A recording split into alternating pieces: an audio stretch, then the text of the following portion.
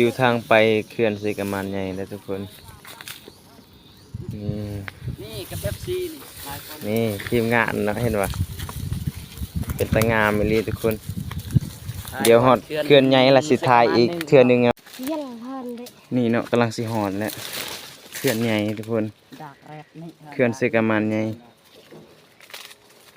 เห็นบ่นี่จะเป็นทางหน้าเขื่อนเลยเนาะดักแรดดึดักแรดตะแรดดึกน้ำดัก เยอะทำเลยดูไปกันได้ นกกว่างไปละ โอเคเนาะตัวนี้ก็หอดมอเขื่อนเลยนี่ทุกคนงามแฮงเนาะครั้งแรก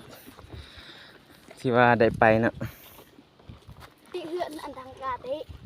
แรดทางแรดดึกกับนกเตอ เขื่อนสีกำมันใหญ่เด้อทุกคนอาขอให้จิ้วข้าวก่อนอาขอให้จิ้ว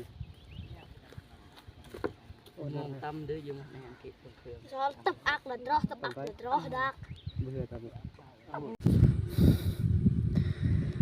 สบายดีเนาะทุกคนครั้งแรกที่มาอยู่นี่เนาะครั้งแรกของชีวิตเนาะแต่ก่อนหมู่ว่าเขื่อนใหญ่ก็บ่เคยไปจักเทื่อเห็นบ่เบิ่งน้ำตะเทิงสุดลูกหูลูกตายเลยพี่น้อง